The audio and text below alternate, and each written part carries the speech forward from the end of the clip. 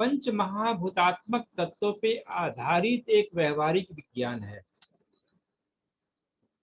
पंच महाभूतात्मक तत्व के साथ हमने कहा था कि वास्तु ऊर्जा और ब्रह्मांडीय ऊर्जा की समानुपातिक सम्मिश्रण कर यदि भवन को बनाई जाए, उस स्थान पे एक ऐसी एनर्जी की उत्पत्ति होती है, एक ऐसी अदृश्य शक्तियां वहां पे काम करने लगती है, जिसके फलस्वरूप वहां पे वास करने वाले सुख शांति और समृद्धि पूर्वक अपने जीवन को यापन करते हैं।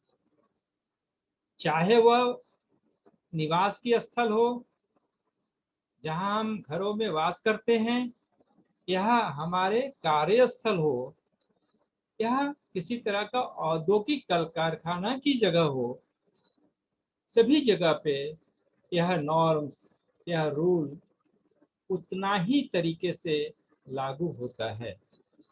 अगर इनके नियमों को ध्यान में रख करके भवन को न बनाई जाए, तो वहाँ उस स्थान पर तरह तरह के नाना प्रकार के कष्टों की सामना होते देखी गई है।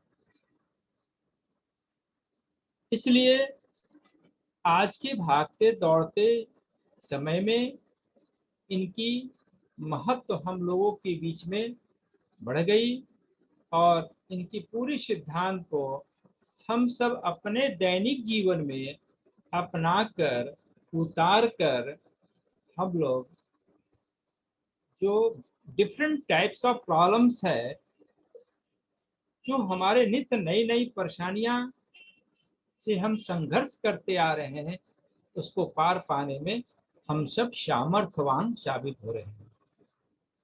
इसी कड़ी के संदर्भ को आगे बढ़ाते हुए ये पंच महाभूतात्मक तत्व है क्या? ये पंच महाभूतात्मक तत्व पृथ्वी, जल, आकाश, अग्नि और वायु है। कहा जाता है कि पूरे ब्रह्मांड की रचना इन 5 तत्वों से हुई है और खास करके हमारे शरीर की भी निर्माण इन 5 तत्वों से हुई है और पुनः 5 तत्वों में ये विलीन हो जाता है। रामचरितमानस में गोस्वामी तुलसीदास ने इसके संदर्भ में कहा लिखा था, क्षितिजल पावक गगन शमीरा, पंच रहित यह अधम शरीरा। क्षितिजल पावक गगन शमीरा, पंच रहित यह अधम शरीरा। अर्थात यह जो मानव शरीर है, ये 5 तत्वों से निर्मित है। किससे है? क्षिति, जल, पावक, गगन, शमीरा, पृथ्वी, जल, आकाश, अग्नि और वायु, और पुनः इन 5 तत्वों में विलीन हो जाता है। कहा जाता है जिस वक्त हमारे शरीर के अंदर में इन 5 तत्वों की संतुलित व्यवस्था बनी रहती है, हम व्याधियों से मुक्त रहते हैं, हम परेशानियों से मुक्त रहते हैं। लेकिन जो ही यह पंच तत्व का असंतुलित प्रभाव होता है, वैसे ही हमारे शरीर व्याधियों से प्रभावित हो जाता है, रोगग्रस्त हो जाता है। इसी 5 तत्व का हम लोगों ने वास्तव में भी बड़ा जबरदस्त प्रभाव देखा है। आपने पिछले क्लासेज में पढ़ाई किया था कि वास्तु दिशाओं पे आधारित एक व्यवहारिक विज्ञान है, और ये भी पढ़ा था कि प्रत्येक दिशा किसी न किसी ग्रह से शासित है, किसी न किसी देवताओं की प्रभाव से प्रभावित है। तो उस दिशाओं पे ग्रह की जब असंतुलन की स्थिति उत्पन्न होती है और साथ साथ ये पंच तत्वों की असंतुलन की स्थिति होती है, वैसी स्थिति में हमारा वास्तु खराब हो जाता है। हमारा वास्तु दुष्प्रभावों से प्रभावित हो जाते हैं और तत्पश्चात उसमें निवास करने वाले को विभिन्न प्रकार की परेशानियों, अवसादों से ग्रसित होते देखी जाती है। ये पांच तत्व जिनका जो स्थान है, पहले भी आपने देखा, उत्तर की दिशा और पूरब की दिशा। उत्तर की दिशा में देखा कि बुध ग्रह से शासित है, देवताओं में कुबेर का स्थान है। उत्तर पूर्व का दिशा देवगुरु बृहस्पति के अधीनस्थ है और देवताओं में परम पिता परमेश्वर का स्थान है। यह उत्तर और उत्तर पूर्व का जो क्षेत्र है, यह जल क्षेत्र से प्रभावित है। हमारे शरीर के अंदर में जब जल की तत्व की कमी होती है, डिहाइड्रेशन होता है, हम कमजोर हो जाते हैं, हम परेशान हो जाते हैं। हमारे उसी तरह जीवन के विकास के लिए जल के बारे में कहा जाता है कि जल ही जीवन है। पृथ्वी स्थित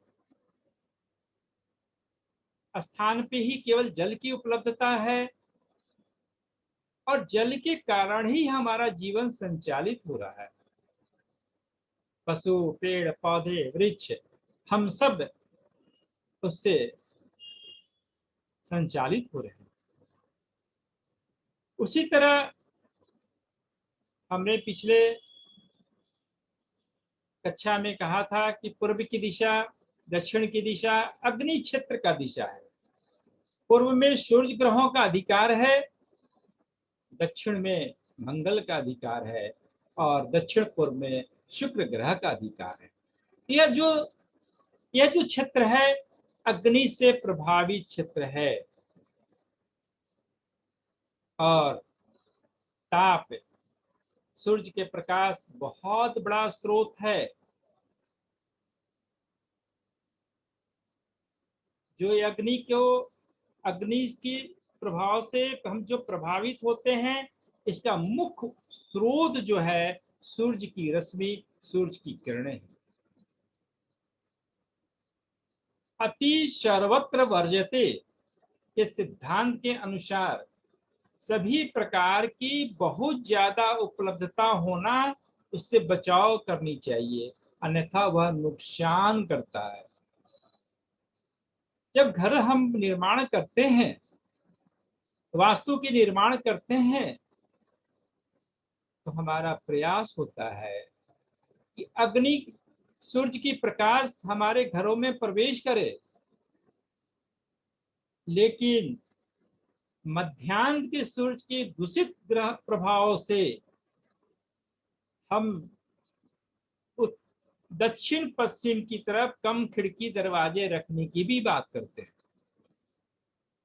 आपने देखा होगा अपने घरों में उत्तर पूर्व को ज्यादा खुला रखना चाहिए, क्योंकि बहुत सारे ऐसे जीवनदायिनी शक्तियों का प्रवेश जो हमारे शरीर के संचालन में उनकी अग्रगण्य भूमिका होती है, जो उत्तर पूर्व से हमारे घरों में प्रवेश करती है।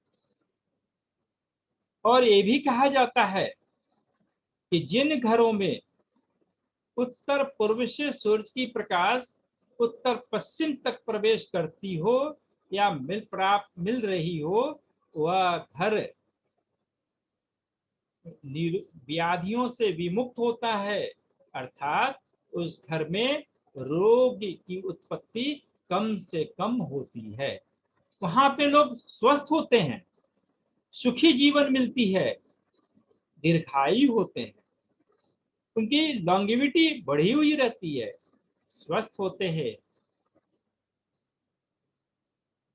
तो इन चीजों का पूरी तरह हमें अपने वास्तु में पूरी ख्याल रखनी है। दक्षिण और दक्षिण पश्चिम का जो क्षेत्र है, पृथ्वी तत्व का क्षेत्र है, ये मैग्नेटिक फील्ड की अपर जोन का क्षेत्र है। इसे जितना ही ऊंचा रखेंगे, जितना ही बढ़िया रखेंगे, हमारी भाग्य की प्रगति उतनी ही अच्छी तरीके से होगी, हमारी आयु उतना ही अच्छा होगा, लॉन्गेविटी अच्छी रहती है वहां पे कार्य करने वाले, वास करने वाले का। निर्णय लेने की शक्तियां, decision taking capacity is very well as wants, जितने उनको चाहिए उतना मिलता है। अगर आप दक्षिण पश्चिम की पृथ्वी तत्व को क्षेत्र को गड्ढा कर दें, बोरिंग कर दें, या उसकी सरफेस को नीचा रखें, तो आपकी भाग्य में अंधकार की प्रवेश होने लगेगी, गरीबी और फटहाली की आगमन होने लगेगा। लाख प्रयत्न करने के बावजूद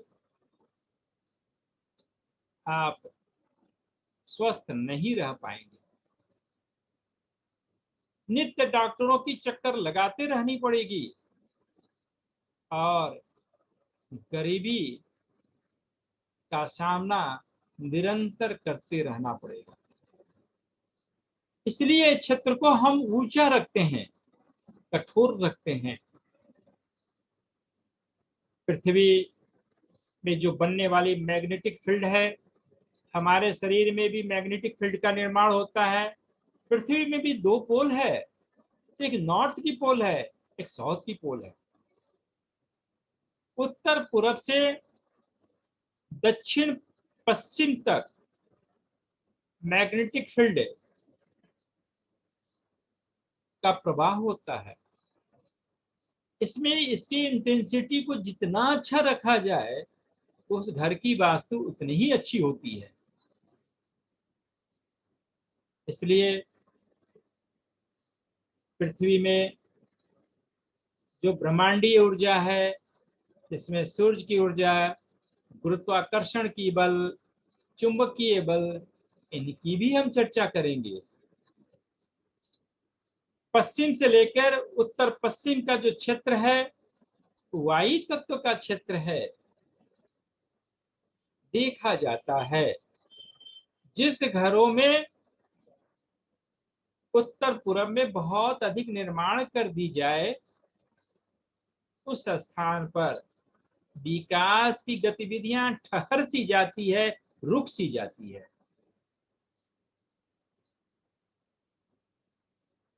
इसलिए हमें उत्तर पश्चिम के क्षेत्र को थोड़ा खुला रखना चाहिए, थोड़ा नीचा रखना चाहिए, खास करके उत्तर पूर्व से थोड़ा ऊंचा रखना चाहिए। सबसे ऊंचाई दक्षिण पश्चिम, उससे नीचा दक्षिण पूर्व, उससे नीचा उत्तर पश्चिम, और सबसे नीचा उत्तर पूर्व को रखने की सलाह दी जाती है। इस तरह जो आकाश तत्व है, उसे बीच के स्थान को कहते हैं, मध्य स्थान को, जो ब्रह्म स्थान है।